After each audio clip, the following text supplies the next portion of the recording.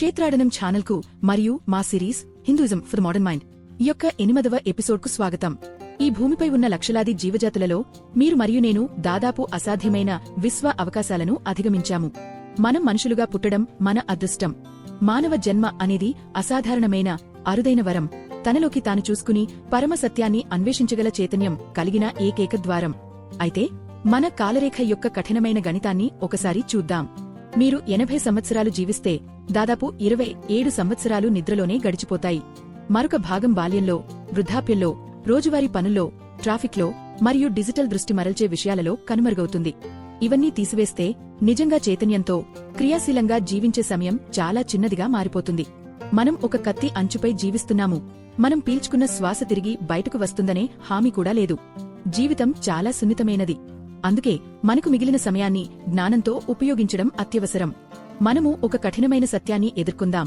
జీవితంలోని సుఖాలు చాలా తాత్కాలికమైనవి. ఇంద్రియ సుఖాలు, ఆస్తులు, బ్యాంకు నిల్వలు మరియు ప్రజల గుర్తింపు ఇవన్నీ ఒక గడువు తేదీ కలిగినవే. చివరి హృదయ స్పందన వచ్చినప్పుడు ధనం మరియు ఆస్తులు ఇక్కడే మిగిలిపోతాయి, ఇతరుల చేతికి వెళ్తాయి. నిజంగా నిలిచిపోయే ఏకైక సంపదలు మన మంచి పనులు, చెడు పనులు మరియు మన అంతర్గత ఆధ్యాత్మిక సంపాదనలు. మన జ్ఞానవంతులైన పూర్వీకులు జీవితానికి 2 ప్రధాన లక్ష్యాలను సూచించారు: సంతోషకరమైన, సంతృప్తికరమైన, ప్రశాంతమైన ధార్మిక జీవితం గడపడం మరియు భగవత్ సాక్షాత్కారం వైపు మనలను మలచుకోవడం. కాని మనం కేవలం యువతరానికి ఈ లక్ష్యాలను అనుసరించమని చెప్పితే అది సహాయపడకపోవచ్చు. ఎందుకంటే మన ప్రస్తుత విద్యా వ్యవస్థ వారిని దీనికి సిద్ధం చేయలేదు. ఆధునిక సంస్థలు మనకు కోడ్ చేయడం, లెక్కించడం, పోటీపడడం మరియు జీవనోపాధి సంపాదించడం నేర్పిస్తాయి. కాని ఎలా జీవించాలి, మనసును ఎలా నిర్వహించాలి, వ్యక్తిత్వాన్ని ఎలా నిర్మించాలి లేదా ధర్మ మార్గంలో ఎలా నడవాలి అనే విషయాలను అవి అరుదుగా నేర్పిస్తాయి.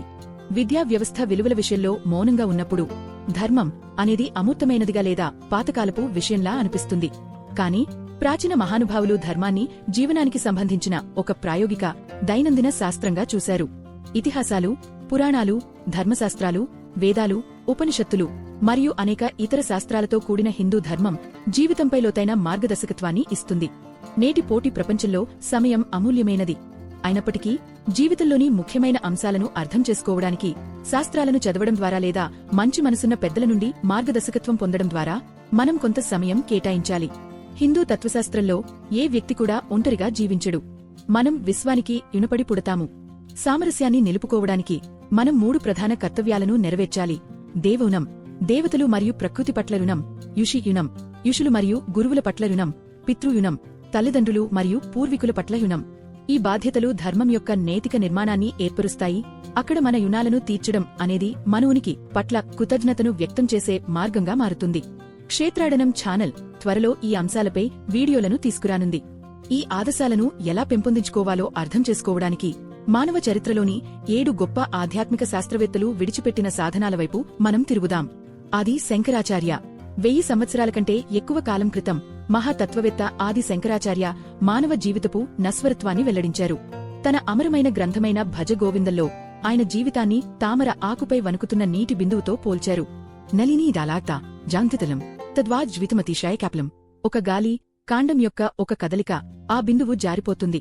అదేవిధంగా మానవ జీవితం సున్నితమైనది, అనిశ్చితమైనది మరియు క్షణికమైనది. ఈ సత్యం ఉన్నప్పటికీ మనం జీవితాన్ని నిద్రలో నడిచినట్లు గడుపుతున్నామని శంకరాచార్య గమనించారు. బాలుడు బొమ్మల్లో మునిగిపోతాడు, యువకుడు అనుబంధం మరియు ఆకాంక్షలలో మునిగిపోతాడు, వృద్ధుడు ఆందోళన, పశ్చాత్తాపం మరియు శారీరక క్షీణతలో మునిగిపోతాడు. నేను ఎవరు, నిజంగా శాశ్వతమైనది ఏమిటి అని మనం అరుదుగానే ఆగి ప్రశ్నిస్తాము. శంకరాచార్యుల సమాధానం వివేకం, తాత్కాలికమైనదాన్ని మరియు శాశ్వతమైనదాన్ని వేరుచేసి గుర్తించే క్రమశిక్షణగల సామర్థ్యం. శరీరం మరియు మనస్సు ఇంకా పనిచేస్తున్నప్పుడే భౌతిక స్వప్నపు మాయను ఛేదించమని ఆయన మనలను ప్రేరేపిస్తారు. పరమగమ్యం అహం బ్రహ్మాస్మి యొక్క ప్రత్యక్ష సాక్షాత్కారం, అంతర్గత ఆత్మ అనంత దైవం నుండి వేరు కాదనే సత్యం. తామర ఆకుపై నుంచి బిందువు జారిపోకముందే అది కేవలం ఒంటరి బిందువు కాదని తెలుసుకోవాలి. అది ఎప్పటికీ విశాలమైన సముద్రమే. సంత్ కబీర్ దాస్. శతాబ్దాల తరువాత సంత్ కబీర్ దాస్ ఇదే అత్యవసరతను ప్రస్తుత క్షణంలోకి తీసుకువచ్చారు. కబీర్ రేపు అనే ప్రమాదకరమైన భ్రమకు వ్యతిరేకంగా మనలను హెచ్చరించారు. కల్కరే సో ఎత్కరిస్కరే సో అబ్ పాల్మే ప్రళయా హోయ్ బహుకరేగోకబ్. రేపు చేయాలని అనుకున్నది ఈరోజే చేయి. ఈరోజు చేయాలని అనుకున్నది ఇప్పుడే చేయి. ఒక్క క్షణంలో విపత్తు రావచ్చు. అప్పుడు నీవు ఎప్పుడు చేస్తావు? ఒక పురాణం ప్రకారం కబీర్ ఒకసారి మార్కెట్లో కూర్చున్నప్పుడు ఒక అంత్యక్రియల ఊరేగింపు వెళ్ళింది. బంధువులు తీవ్రంగా ఏడుస్తూ అన్నీ నాశనమయ్యాయని అన్నారు. కబీర్ నవ్వడం ప్రారంభించారు. ప్రజలు ఆయనను హృదయరహితుడని నిందించినప్పుడు కబీర్ అన్నారు, నేను చనిపోయిన మనిషిని చూసి నవ్వడం లేదు. అతని ఆట ముగిసింది. అతని ఖాతాలు మూసివేయబడ్డాయి. అతని వెనుక నడుస్తున్న జీవుల్ని చూసి నవ్వుతున్నాను. మీరు ఎప్పటికీ జీవిస్తారన్నట్లు ఏడుస్తున్నారు. మీరు కూడా అదే వరుసలో ఉన్నారు, కేవలం కొన్ని అడుగులు వెనుక మాత్రమే. కబీర్ దృష్టిలో దేవుడు రాతి దేవాలయాల్లో లేదా దూరమైన శాస్త్రాల్లో బంధించబడలేదు. దైవం మీ శ్వాసలోని శ్వాస. సాక్షాత్కారం అనేది ఈ అంతర్గత ఉనికిపై అకస్మాత్తుగా మేల్కొనడం. అది గర్వం మరియు అహంకారాన్ని విడిచిపెట్టడం, వ్యక్తిగత చైతన్య బిందువు దైవ ప్రేమ ప్రవాహంలో కలిసిపోవడానికి అనుమతించడం. తిరువువర్ మరియు అవ్వయ్యార్.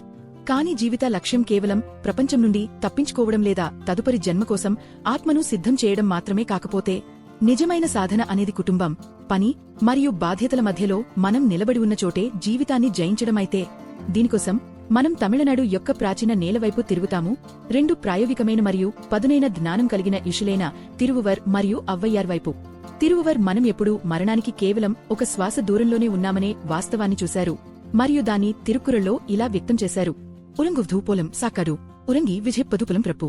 ఆయన చెబుతున్నారు, మరణం అనేది నిద్రపోవడం లాంటిది, జననం అనేది మేల్కొనడం లాంటిది. భౌతిక శరీరం ఒక సున్నితమైన పక్షి గుడ్డు వంటిది. ఒకరోజు ఆత్మ ఆ చెక్కును పగలగొట్టి ఎగిరిపోతుంది, శరీరాన్ని వెనుక వదిలిపెడుతుంది. జీవితం ఇంత చిన్నదిగా ఉన్నందున తిరువువర్ గుహస్థునికి పరమ మార్గదర్శకాన్ని ఇస్తారు.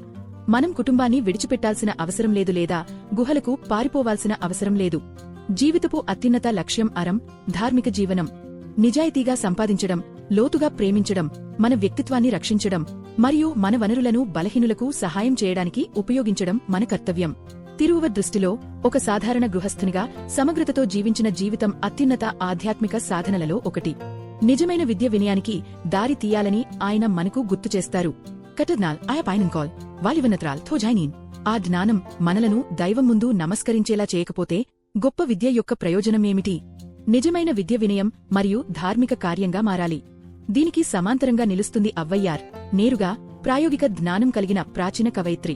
ఆమె మానవ గర్వం, యౌవనం మరియు భవిష్యత్ ప్రణాళికలను చూసి ఒక రాజీలేని రూపకాన్ని ఇచ్చింది. జీవితం ప్రవహించే నీటిపై బుడగ వంటిది. మన సమయం బాల్యం, నిద్ర మరియు వృద్ధాప్యంతో వినియోగించబడుతున్నందున నిజంగా ముఖ్యమైన ఏకైక ఆస్తి దాతృత్వ హృదయం. ఆమె ధార్మిక మార్గదర్శకం సులభమైనది. ఆరాంసేయ విరుంబు. మంచి చేయాలనే దైనందిన కోరికను పెంపొందించుకో. నాల్వళిలో ఆమె మనుషులను కేవలం 2 రకాలుగా విభజిస్తుంది. ఆనందంగా ఇస్తున్న ఉన్నతులు, పంచుకోవడానికి నిరాకరించే తక్కువ మనస్తత్వం కలిగినవారు. ఒక పురాణం ప్రకారం అవ్వయ్యార్ ఒకసారి గర్విష్ఠుడైన ధనిక భూస్వామి యొక్క భవనాన్ని దాటి బదులుగా ఒక పేద రైతు యొక్క చిందులు కారే గుడిసెకు వెళ్ళింది. ఆ రైతు వద్ద ఒకే ఒక దానిమ్మ చెట్టు తప్ప మరేమీ లేదు. పవిత్ర ప్రేమతో అతను తన ఏకైక పండును కోసి ఆమెకు సమర్పించాడు. ధనికుడి భవనం ఒకరోజు ధూళిగా కూలిపోతుందని, కాని రైతు చేసిన ఆ సరళమైన ప్రేమ కార్యం అతని ఆత్మను జన్మజన్మాంతరాలపాటు అనుసరించే శాశ్వత స్మారకంగా నిలుస్తుందని అవ్వయ్యార్ ప్రకటించింది. అవ్వయ్యార్ సూత్రం స్పష్టమైనది. ప్రతిరోజూ మంచి చేయి, ఇవ్వగలిగినప్పుడు దానాన్ని నిలిపివేయవద్దు మరియు భక్తి ద్వారా అంతర్గత శాంతిని నిర్మించుకో. తమ ఆలోచనల్లో దైవనామాన్ని నిలుపుకునేవారికి భౌతిక బుడగ పగిలినా వారి శాంతి కదలదు. శ్రీ రామకృష్ణ పరమహంస. జీవితం ఒక నిష్క్రమణ ద్వారం వైపు కదులుతున్న సున్నితమైన వరిసలాంటిదైతే మనకు మిగిలిన చైతన్యపూర్వక గంటలను ఎలా గడపాలి? శ్రీ రామకృష్ణ పరమహంస ఒక సరళమైన, హృదయకేంద్రిత సమాధానాన్ని ఇచ్చారు. ప్రపంచం ఒక నదిపై తేలుతున్న నీటి బుడగలాగే ఒక తాత్కాలిక ప్రదర్శన అని ఆయన అంగీకరించారు. మానవ జీవితంలోని గొప్ప విషాదం ఆధ్యాత్మిక నిద్ర అని ఆయన హెచ్చరించారు. మన పరిమిత సంవత్సరాలను ప్రపంచం చేత మోహితులే గడిపి తాత్కాలిక విషయాలను శాశ్వతమైనవిగా భావించడం. కాని ఆయన పరిష్కారం పొడి తత్వశాస్త్రం కాదు, అది ప్రత్యక్ష సాక్షాత్కారం. ప్రజలు తరచుగా జీవితాన్ని వాదిస్తూ, చర్చిస్తూ, సమాచారాన్ని సేకరిస్తూ గడుపుతారు, కాని అంతర్గత ఆత్మను పట్టించుకోరని రామకృష్ణ గమనించారు. ఈ అలవాటును చూపించడానికి ఆయన ఒక కాలాతీతమైన ఉపమానాన్ని ఇచ్చారు. ఒక అద్భుతమైన మామిడి తోటలోకి ప్రవేశిస్తున్నట్టు ఊహించండి. ఒక ప్రపంచీయ మేధావి నోటు పుస్తకంతో కూర్చుంటాడు. అతను చెట్లను లెక్కిస్తాడు, ఆకుల సంఖ్యను అంచనా వేస్తాడు, కలప విలువను లెక్కిస్తాడు మరియు నేలను పరిశీలిస్తాడు. జ్ఞాని మాత్రం వేరే పని చేస్తాడు. అతను నేరుగా తోట యజమాని దగ్గరకు వెళ్తాడు, అతనితో స్నేహం చేస్తాడు, ఒక చెట్టు కింద కూర్చుంటాడు మరియు తీపి మామిడి పండ్లను తింటాడు. రామకృష్ణ సందేశం శక్తివంతమైనది. మీ పరిమిత జీవితాన్ని ఆకులను లెక్కిస్తూ వృధా చేయకండి. అంతులేని ఆందోళనలు, మేధో గర్వం లేదా పొడివాదనల్లో చిక్కుకోకండి. మామిడి పండ్లను తినండి. మానవ జీవితపు లక్ష్యం హృదయంలో ఇప్పటికే ఉన్న దైవానందాన్ని ప్రత్యక్షంగా అనుభవించడం. రామకృష్ణ దృష్టిలో భగవత్ సాక్షాత్కారం ఒక సిద్ధాంతం కాదు. అది మీలోని దైవాన్ని అనుభూతి చెందే, చూసే, రుచి చూసే అనుభవం, భౌతిక స్వప్నం నుండి పూర్తిగా మేల్కొనడం. స్వామి వివేకానంద. కాని మనం ప్రపంచంలోని కఠిన వాస్తవాలను, కష్టాలు, విషాదం, వ్యాధి మరియు భయాన్ని ఎదుర్కొన్నప్పుడు ఏమి జరుగుతుంది? ఇక్కడే రామకృష్ణుని ప్రధాన శిష్యుడైన స్వామి వివేకానంద తన గురువు యొక్క అంతర్గత అగ్నిని నిర్భయకార్యంగా మార్చారు. శరీరం ఎప్పుడో ఒకప్పుడు కూలిపోతుందని వివేకానంద చూశారు. అందువల్ల కేవలం సౌకర్యం మరియు భద్రత కోసం మాత్రమే జీవించడం శ్వాసను వృధా చేయడమే అని ఆయన గ్రహించారు. ఆయన దృష్టిలో జీవితపు లక్ష్యం అంతర్గత శక్తిని వ్యక్తపరచడం మరియు ఇతరుల కోసం జీవించడం.